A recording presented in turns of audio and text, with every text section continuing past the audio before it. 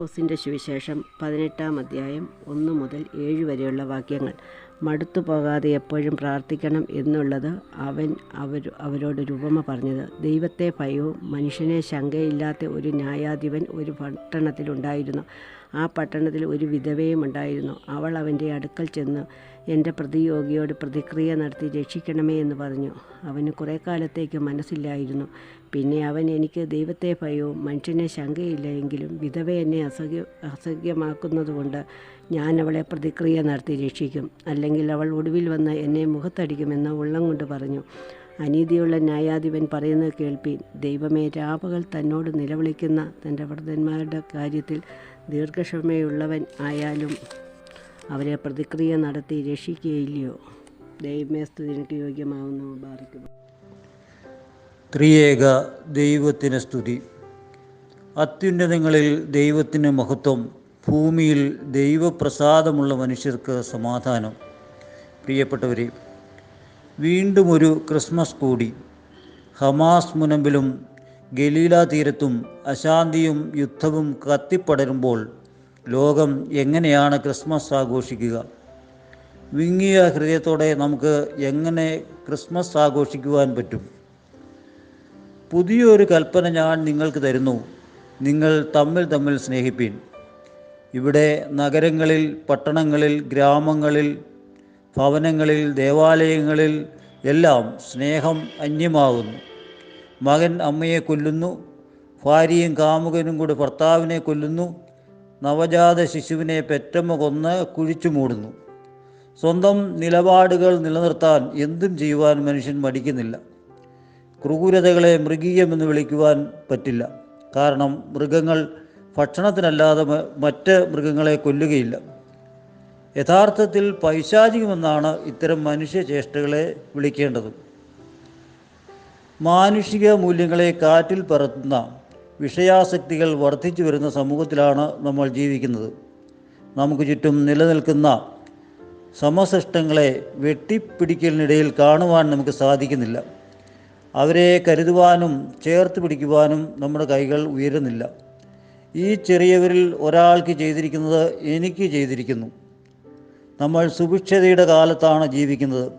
പ്രത്യേകിച്ച് Christmas, new year കാലത്ത് നമ്മുടെ തീന്മേശകൾ നിറഞ്ഞു കവിയുമ്പോൾ തൊട്ടടുത്ത് വെളിപ്പാടകലെ ഇല്ലായ്മക്കാരൻ്റെ കുഞ്ഞുങ്ങൾ വിശന്ന് തളർന്ന് ഉറങ്ങുന്നത് നാം കണ്ടില്ലെന്ന് നടിക്കരുത്. സ്നേഹനിരാസം ഇന്നത്തെ കാലഘട്ടത്തിൻ്റെ ഒരു പ്രത്യേകതയാണ്. ധനസമ്പത്തുണ്ടെങ്കിലും വയോധികർ അവഗണിക്കപ്പെടുന്നു. വൃദ്ധസദനങ്ങൾ പെരുകുന്നു. സഹോദരങ്ങളെ, ഞാൻ ചോദിക്കട്ടെ, നിങ്ങൾ വൃദ്ധസദനങ്ങൾ സന്ദർശിക്കാറുണ്ടോ? നിങ്ങളുടെ ജന്മദിനങ്ങളും വിവാഹ വാർഷികങ്ങളും അഭയഭവനുകളിലും ബാല സദനങ്ങളിലും ആഘോഷിക്കാറുണ്ടോ? നമ്മുടെ മഷിക മലയിറങ്ങി വരുമ്പോൾ പുരുഷാരത്തിൽ നിൽക്കുന്ന ഒരു കുഷ്ഠരോഗിയാണ് ആദ്യം കണ്ടത്. ക്രിസ്തുവേശുവിലുള്ള ഭാവം നിങ്ങളിലും ഉണ്ടാവട്ടെ. കണ്ണീരെല്ലാം തുടയ്ക്കും, കൺമണി പോലെ കാക്കും, കാർമേഘം പോലെ കഷ്ടങ്ങൾ വന്നാലും കനിവോടെ നിന്നെ കാത്തിടുന്നു. യേശു വിളിക്കുന്നു, യേശു വിളിക്കുന്നു, സ്നേഹമോടേതൻ കരങ്ങൾ നീട്ടി യേശു വിളിക്കുന്നു. ക്രിസ്മസ്, ന്യൂ ഇയർ കാലം ഒരു ആത്മപരിശോധനയുടെ കാലം കൂടിയാണ്. ഒരു തിരിഞ്ഞു നോട്ടം, ഒരു തിരുത്തൽ, ഒരു പ്രതിഷ്ഠ എല്ലാം നമ്മിൽ ഉണ്ടാവട്ടെ. കൃപയോടൊപ്പം താഴ്മയും നിറഞ്ഞവളായ മറിയാമിലാണ് രക്ഷകൻ ഇറങ്ങി വസിച്ചത്. കൃപയുടെ യുഗമാണ് ഇപ്പോൾ കടന്നുപോയിക്കൊണ്ടിരിക്കുന്നത്.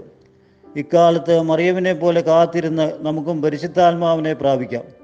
പാപത്തെക്കുറിച്ചും ന്യായവിധിയെക്കുറിച്ചും പരിശുദ്ധാത്മാവ് നമുക്ക് ബോധ്യം വരുത്തിത്തരും. നമ്മുടെ കുറവുകളെ തിരിച്ചറിഞ്ഞ് ഉള്ളിൻ്റെ ഉള്ളിൽ ഒരു തിരുത്തൽ ശക്തി രൂപപ്പെടുത്താം. ഒരു കൊച്ചു കവിതയിൽ അവസാനിപ്പിക്കട്ടെ. ഹൃദയങ്ങൾ പുൽക്കൂടായി മാറിടട്ടെ, സദയം കിനാവുകൾ പൂത്തിടട്ടെ, ആയിരമായിരം ഹൃദയങ്ങളിൽ സ്വർഗീയനാഥൻ പിറന്നിടട്ടെ.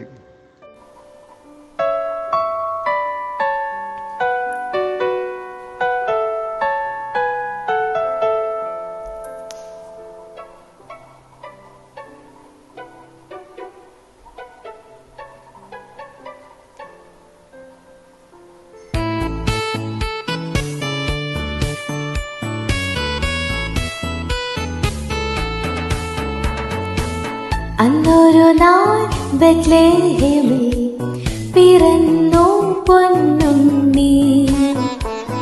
മേരി സോനു ഈശ്വരൻ പിറന്നീ ക്രിസ്മസ് നാൾ. ദൂതവൃന്ദം പാടുന്നു ഹൃദയൻ ജാഗരാൻ. ഈ ക്രിസ്മസ് മൂലം മാനവർ ഇന്ന്